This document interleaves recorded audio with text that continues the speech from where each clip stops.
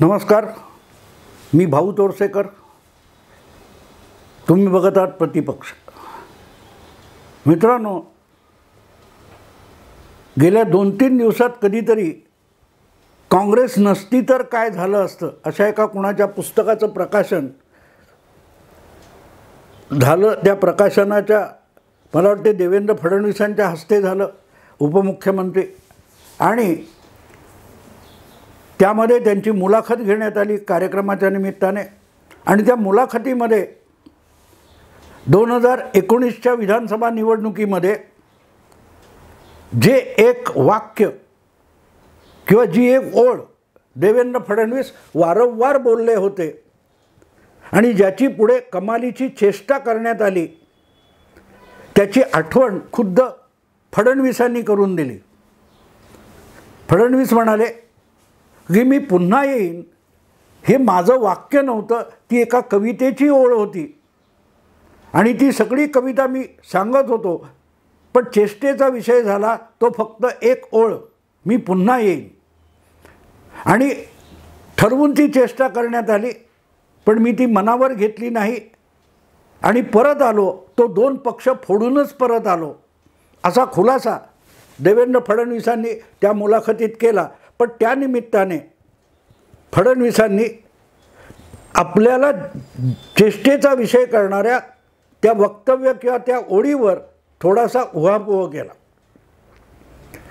हे आत्ता नवीन मी त्याच्यात काय सांगणार, तर त्याचं कारण असं की मी पुन्हा येईन या विषयाचा जितका उहापोह मध्यंतरीच्या राजकारणात झाला, मला आठवतं त्यानंतर जेव्हा परत बहुमताने आले देवेंद्र फडणवीस, शिवसेना भाजप युतीला बहुमतात घेऊन आले, दुसऱ्यांदा 100पेक्षा अधिक आमदार त्यांनी निवडून आणले, तरीही शरद पवारांनी तिकडंबाजी करून त्याच सर्वात मोठ्या पक्षाला, ज्याच्यावर जनतेने सर्वाधिक विश्वास व्यक्त केला, त्या पक्षाला विरोधी पक्षात बसवायची किमया केली. आणि मग सातत्याने फडणवीसांना हिणवलं जात होतं. खुद्द शरद पवारांसारख्या बुजुर्ग नेत्याने आपलं प्रौढत्व विसरून, पोक्तपणा विसरून फडणवीसांच्या त्या ओळीची टिंगल केली होती. त्याला विरोधी नेता म्हणून उत्तर देताना फडणवीसांनी इशारा दिला होता, पण चेष्टेच्या मूडमध्ये असलेल्या शरद पवारांना तो इशारा समजून घ्यावा वाटला नाही. असाच कुठचा तरी शेरो शायरी किंवा कविता विधानसभेमध्ये देवेंद्र फडणवीसांनी म्हटली होती की मैं वो समंदर हूँ वगैरे काहीतरी, की माझ्या किनाऱ्यावर घर बांधू नका, मी परत येईन तेव्हा तुम्हाला बुडवून उद्ध्वस्त करून टाकीन. ही कविता, मला आता त्याचे शब्द नेमके आठवत नाही, पण त्याचा आशय होता की मैं वो समंदर हूँ, मी असा समुद्र आहे की एकदा उसळी मारून परत आलो भरती म्हणून, तर किनाऱ्यालगतची तुमची वस्ती आणि घरं उद्ध्वस्त करून पुढे जाईन, असा त्या फडणवीसांच्या त्या हिंदी कवितेचा आशय होता. आणि तसंच झालं. पण मुद्दा तो नाही आहे. शरद पवारांना, आपण फडणवीसांना कसं कोंडीत पकडलं वगैरे वगैरे असं जे वाटत होतं, त्याची किंमत आज शरद पवारांना मोजायला लागते. आणि दुर्दैव असं आहे की ज्याच्यासाठी आपण देवेंद्र फडणवीसांची टिंगल केली, तीच पाळी आज त्याच देवेंद्र फडणवीसाने आपल्यावर आणली. याचं दुःख पवारांना किती होत असेल याची नुसती कल्पना करा मित्रांनो. मला आठवतं ते सरकार झालं, उद्धव ठाकरे मुख्यमंत्री झाले, त्यानंतर दैनिक सामनामध्ये पहिल्यांदा शिवसेनेच्या बाहेरचा किंवा ठाकरे कुटुंबाच्या बाहेरच्या कोणाची तरी एक मॅरेथॉन मुलाखत घेण्यात आली आणि ती होती शरद पवारांची. काय एक शरद आणि किती गारद वगैरे असं त्याचं शीर्षक होतं. आज कोण कोण गारद झालेत ते बघा. पण असो, त्या मुलाखतीमध्ये, संजय राऊतांना दिलेल्या मुलाखतीमध्ये शरद पवार म्हणाले होते मी पुन्हा येईन, हा चेष्टेचा विषय झाला. तो चेष्टेचा विषय नव्हता. तुम्ही डिवचलत तर पुन्हा येईन तो कसा येईन, तुम्हाला उद्ध्वस्त करून येईन. हे विरोधी नेता म्हणून दिलेले इशारे देवेंद्र फडणवीसांनी खरे करून दाखवले आणि आज शिवसेना आणि राष्ट्रवादी हे दोन्ही पक्ष लोळे पांगळे उद्ध्वस्त होऊन पडलेले आहेत.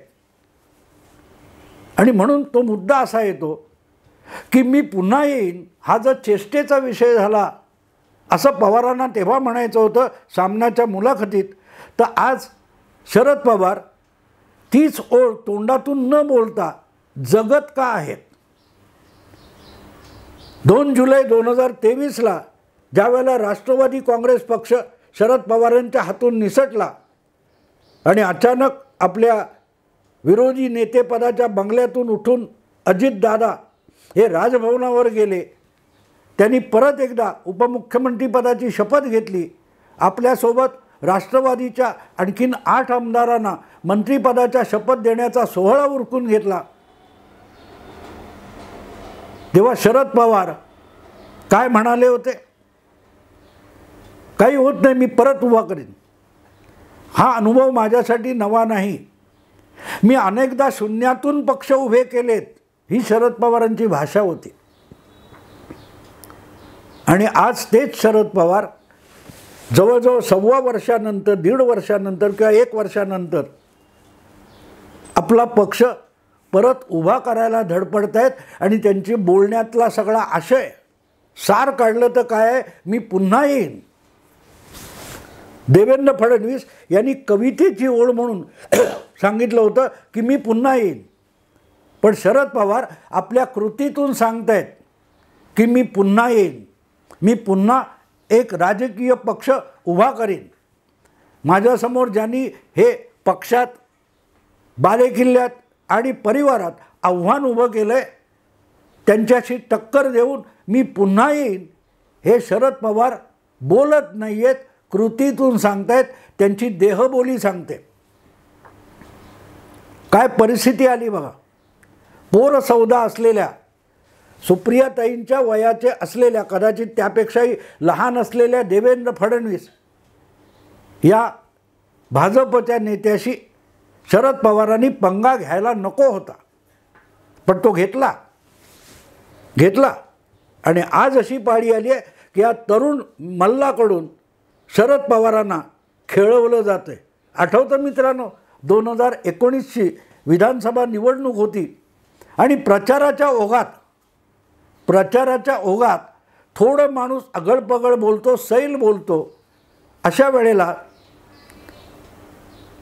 देवेंद्र फडणवीस म्हणाले होते की आमचे सगळे मल्ल कुस्तीला तयार आहेत, अंगाला तेल लावून तयार आहेत, पण समोरच्या बाजूचा कोणी पहिलवान समोर येताना दिसत नाही, असं फडणवीस गमतीने बोलले होते. पण निळूभाऊ खाडीलकरांनी ज्यांच्या अंगाला तेल लावून ज्यांना राजकारणातला पहिलवान म्हणून पेश केलं, ते शरद पवार मात्र देवेंद्र फडणवीसांच्या या गमतीने कमालीचे विचलित झाले. आणि आपण महाराष्ट्रातल्या कुस्तीगीर परिषदेचे अध्यक्ष आहोत हे सांगत कोणाबरोबर कुस्ती खेळायची असं म्हणून जो अंगविक्षेप शरद पवारांनी 2019मध्ये केला होता तो विसरलो आपण. अरे कुस्ती पहलवानाशी खेळतात असल्या लोकांची आठवतं तुम्हाला? तो असला म्हणून काय होता ते आता त्या तरुण पहलवानाने दाखवलेलं आहे.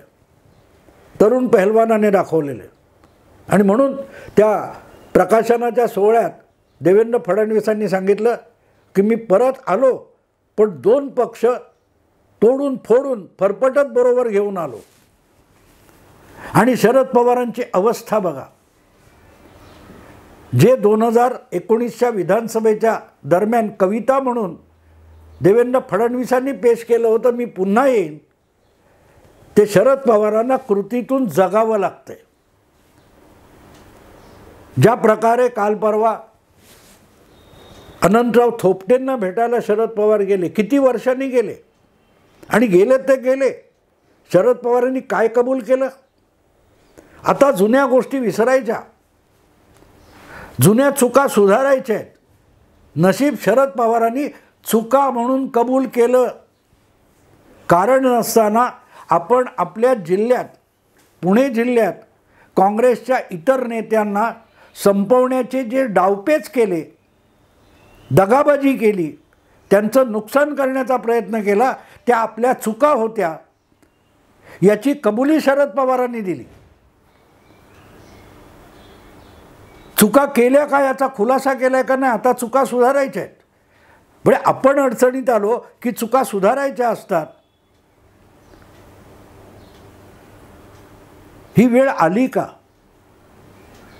शरद पवारांच्या राजकारणाला कितीही गुगली मुरब्बी मुत्सद्दी म्हणा, काही नाही, दगाबाजीने शरद पवारांची 4-5 दशकाचं राजकारण हे भरलेलं आहे. आणि असंही नाही, मी असं म्हणणार नाही की शरद पवारांनी स्वार्थी राजकारण केलं. उलट मी शरद पवारांच्या इतका निस्वार्थी राजकारणी बघितला नाही. अनेकदा राजकारण्यांनी शरद पवारांनी अशा उचापती केलेल्या आहेत की त्याच्यात त्यांचा फायदा काय आहे हेच कळत नाही. पण त्यांना उचापत करायची असते, कुरापत काढायची असते. राजकीय फायदा असो नसो हा स्वभाव होऊन गेला आणि त्यामुळे फायदा तोटा न बघता उचापत करायची. हे करता करता शरद पवारांनी आयुष्याच्या अखेरच्या उतार काळामध्ये स्वतःसाठी इतक्या समस्या निर्माण करून ठेवल्यात. अजितदादांनी शरद पवारांसमोर जे आव्हान उभं केलं ते फक्त परिवार किंवा पक्षापुरतं किंवा बारामतीपुरतं नाही आहे. शरद पवारांनी आजपर्यंत ज्यांना दुखावलं त्या सगळ्यांना आज संधी अजितदादांच्या या बंडातून निर्माण झालेली आहे. पण आपण त्यांना दुखावलं का याचा कधीतरी शरद पवार विचार करणार आहेत? कधीतरी विचार करणार आहेत की का दुखावलं? आणि आपण अडचणीत सापडलो की मग त्या सगळ्यांना चुचकारायचं आणि जुन्या चुका सुधारू. पण पवारांसारखा एवढा दिग्गज नेता, मुरब्बी, राजकारणी, जाणता वगैरे वगैरे तो चुका करतोच कशा याचा कधीतरी उहापोह व्हायला पाहिजे. पवारांची चमचेगिरी करण्यात ज्यांचं सगळा उमेदीचा काळ आणि उमेदीची पत्रकारिता संपली, कधीतरी त्यांनी याकडे बघावं. या लोकांनी वेळच्या वेळी शरद पवारांचा कान पकडला असता. आणि हे तुम्ही राजकारण किंवा मुत्सद्देगिरी नाही करत आहात, तुम्ही तुमच्या आयुष्यात राजकारणातल्या मोठ्या मोठ्या चुका करताय, याची किंमत पुढल्या काळात मोजावी लागेल. हे त्यावेळेला त्या पत्रकारांनी सांगितलं पाहिजे होतं. ते त्यांची चमचेगिरी करत राहिले आणि त्याच्या परिणामी उचापतखोरी म्हणजे राजकारण असं होत शरद पवार वाहवत गेले. आणि आपल्याकडे असलेले अंगभूत गुण आपल्या मतलबासाठी, स्वार्थासाठी, भल्यासाठी वापरण्यापेक्षा त्यांनी विचका करण्यासाठी शरद पवारांनी त्यांचे सगळे गुण वापरले. त्याचे दुष्परिणाम आज दिसत आहेत. आणि म्हणून वय सोबत राहिलेलं नाही, शरीर तेवढा प्रतिसाद देत नाही. अशा वेळेला इतक्या काय म्हणतात त्या वाईट परिस्थितीतून पक्ष आणि स्वतःचं राजकीय अस्तित्व बाहेर काढण्याची धडपड शरद पवारांना करावी लागते. अनंतराव थोपटे यांच्याकडे जाणं ही छोटी गोष्ट नाही आहे मित्रांनो. ज्याला पुणे जिल्ह्याच्या राजकारणातून आणि काँग्रेस पक्षातून संपवण्याचे डावपेच करण्यातच आपलं धन्यता मांडली पवारांनी. ती वेगळा राष्ट्रवादी पक्ष काढला तेव्हा किंवा काँग्रेस पक्ष एक असताना प्रत्येक वेळेला अनंतराव थोपटे यांना पुणे जिल्ह्यातून मंत्रिपद मिळू नये यासाठी आटापेटा केलेले आणि त्यांना अगदी भोरच्या राजकारणातून सुद्धा संपवण्याचे डावपेच खेळलेले शरद पवार आज बारामतीचा लोकसभा मतदारसंघ वाचवण्यासाठी थेट थोपट्यांच्या घरी भोरला जातात. किती वर्षांनी ते एकमेकाला भेटले. आपल्यावर ही वेळ का आली याचा विचार अजूनही माणूस करायला तयार नाही. आणि वेळ बघू नका मित्रांनो, फार दूरची गोष्ट नाही आहे. लवकरच कळेल की आमचा परिवार कसा एक आहे हे सांगणारे शरद पवार यांचा परिवारसुद्धा आता पवारांच्या या उचापतखोरीमुळे कसा विखुरला गेलेला दिसणार आहे. एखादं राज्य साम्राज्य असतं ते भरपूर पसरतं, पण ते एकत्र राखणं ही सोपी गोष्ट नसते. आमच्या कुटुंबात सगळी दूरदूरची मंडळी दिवाळीला एकत्र असतात वगैरे वगैरे शरद पवारांनी अनेकदा सांगितलं, आठवतं तुम्हाला? पण घरातला सगळ्यात वयस्क असतो, त्याचे निर्णय सगळे मानतात, हे शरद पवारांनी वेगवेगळ्या वेळेला मुलाखतीत सांगितलेलं आपल्याला आठवतं. आज ती ऑथॉरिटी शरद पवार गमवून बसलेत आणि बघता बघता अजितदादांनी बंड केलं. पण आता अजितदादांचे पुतणेसुद्धा शरद पवारांच्या विरुद्ध उभे राहतात. खुद्द अजितदादांचा सख्खा भाऊ अजितदादांच्या विरुद्ध काकांच्या सोबतीला जाऊन उभा राहतो. हे घरातला कलह चव्हाट्यावर आणल्याचं लक्षण किंवा पुरावा आहे. दुसऱ्यांची घरं मोडत मोठी चलाखी शरद पवारांनी केली. किती घरं मोडली, किती पक्ष मोडले, किती परिवार मोडले. तेव्हा त्याला मुत्सद्देगिरी आणि मुरब्बी राजकारण ठरवणारे हे आज खुद्द पवार परिवारामध्ये कलह निर्माण झाल्यानंतर त्याचं विश्लेषण भावनात्मक का करतात? हे सगळं ओढवून आणलेलं आहे. गरज होती असं नाही, गरज होती असं नाही. मित्रांनो, कुटुंबातलं आहे. सुप्रिया आणि अजितदादा हे दोनच तसे राजकारणात आलेले होते. बाकी पार्थ आणि रोहित पवार ही कालची मुलं आहेत. पण आपला पुतण्या आणि सख्खी मुलगी यांच्यातला विवाद समोर बसून शांतपणे सोडवणं अशक्य नव्हतं. पण ज्या वेळेला तुम्हाला डावपेच हे शेजारी पाजारी मित्रांशी खेळायची सवय होते, तेव्हा तुम्ही घरात सख्ख्या कुटुंबात सुद्धा डावपेच खेळायला लागतात.